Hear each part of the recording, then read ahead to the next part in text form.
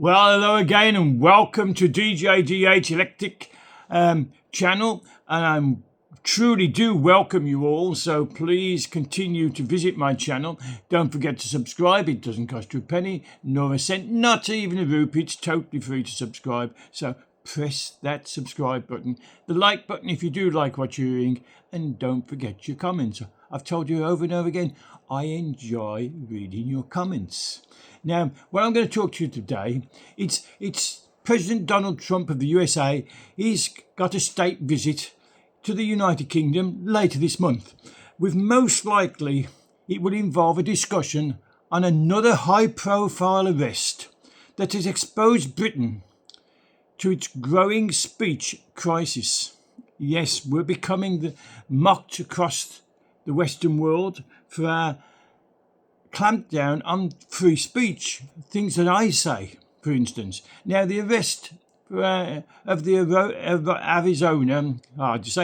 Arizona-based Irish comedian Graham Lynham has been in the news. Yes, he's wrote Father Ted. I never liked it, but I know he wrote it, and there's other big programs he's written as well.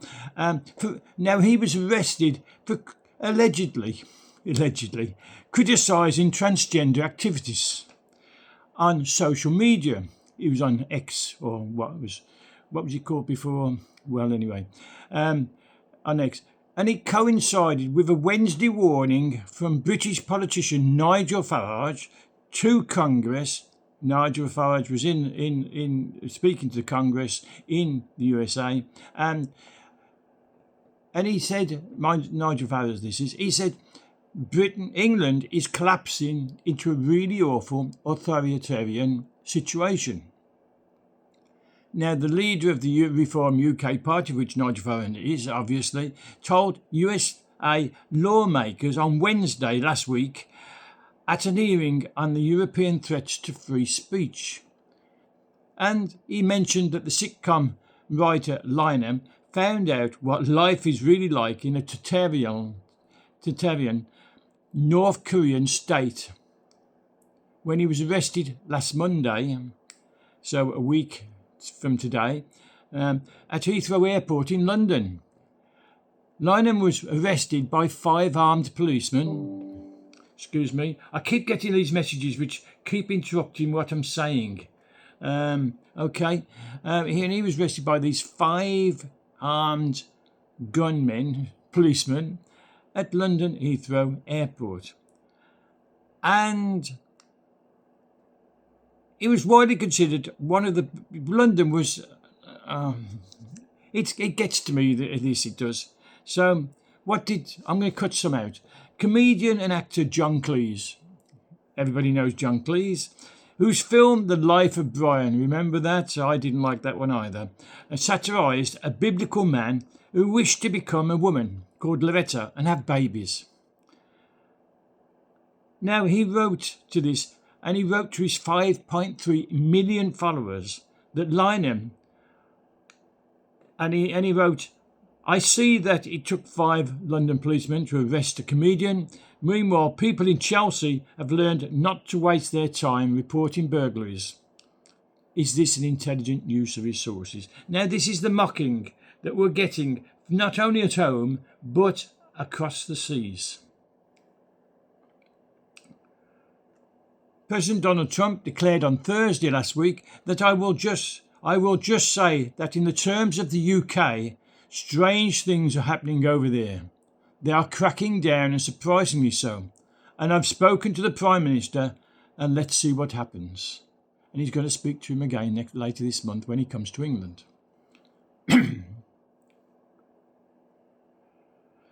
Labour Prime Minister Sir Keir Starmer said at a February White House meeting, and I think you all saw it and you all heard it, we've had free speech for a very, very, very long time in the United Kingdom, and it will last a very, very, very long time. And I thought, what a liar. What a liar.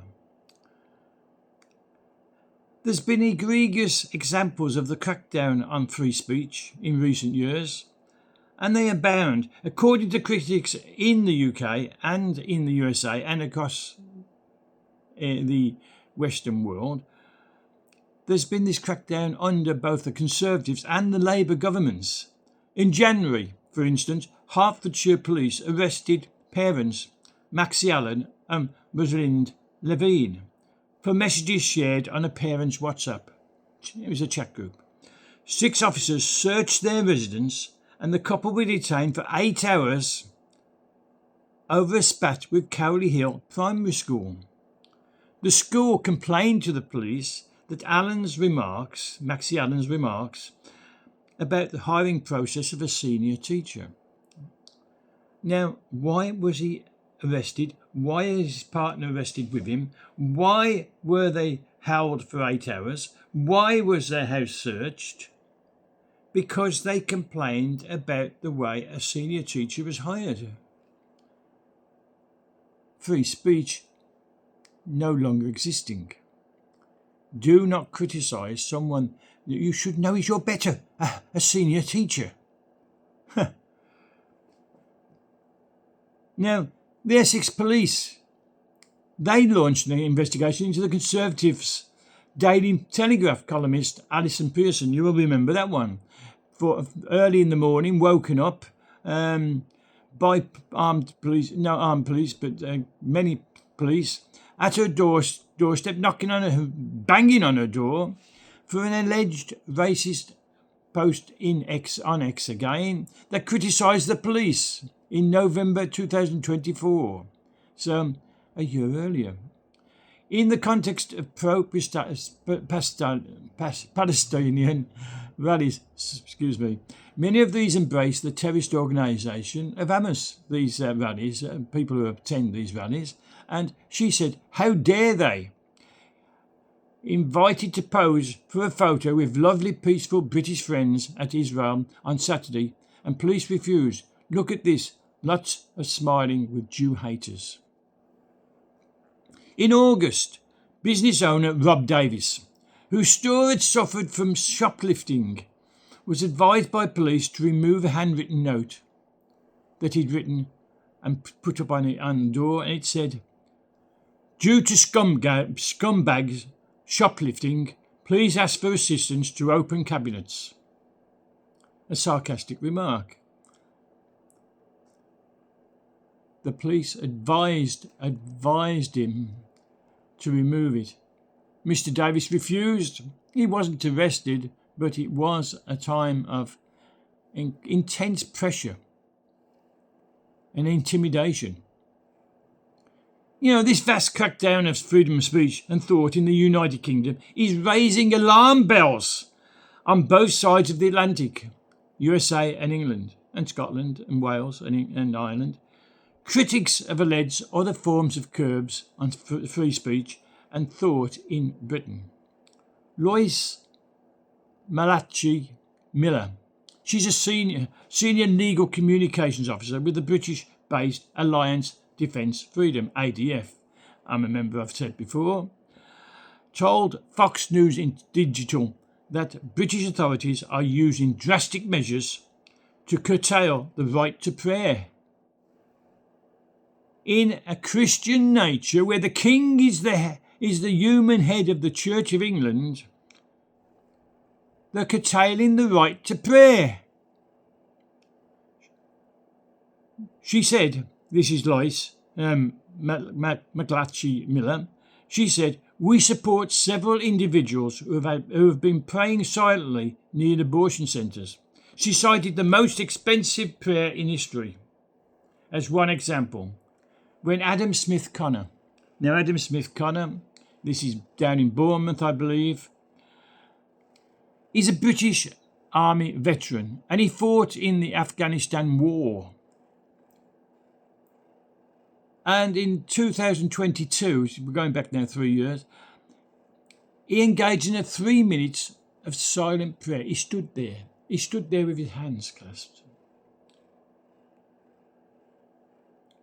He was arrested for silently standing with his hands clasped.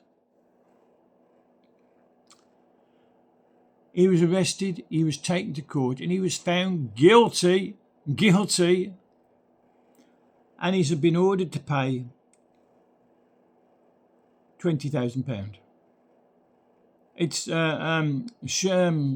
Lois has said that it's $11,330. I don't know where she's got that figure from, but yeah. Now, it's so Adam Smith Connor, he was praying for his son, who he lost to an abortion 22 years earlier, but he passed this abortion centre and he stopped. And he was praying for the men and women facing difficult decisions about abortion that day. And that's according to us, and according to him, of course, us being the Allied Defence Freedom International. Lois McLatchy Miller cited additional alleged victims of Britain's fast-moving crackdown on free speech, including the case of Catholic pro-life campaigner Isabel Vaughan Spruce, Birmingham in England, who was arrested for a thought crime because she stopped silently within 150 metres of an abortion clinic, which was closed, by the way. It was a Sunday and they didn't work on the Sundays. And she prayed silently inside her head. Arrested. Now, she's been arrested twice. She took the police to court. She did win compensation. They admitted they overreacted, which is strange that in Bournemouth they fined Adam Smith Connor for doing the same thing, found him guilty and fined him, according to Lois, $11,330. But in Birmingham they found the same act not guilty. Isn't this ridiculous that we've got laws and courts making different decisions on the same law? What has Britain become? What about Livia Trzaskowski-Bolt? Now, she's a retired medical scientist, and she was arrested for standing outside an abortion facility with a sign stating, "Here to talk if you want. Here to talk if you want." The authorities arrested her for violating the buffer zone that restricts protests outside an abortion clinic. How is it a protest to offer to talk to someone, to give them solace, to help them through their crisis of thought?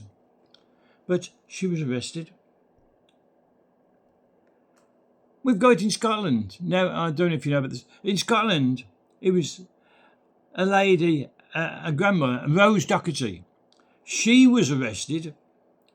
What was her crime? Well, she held a piece of paper up.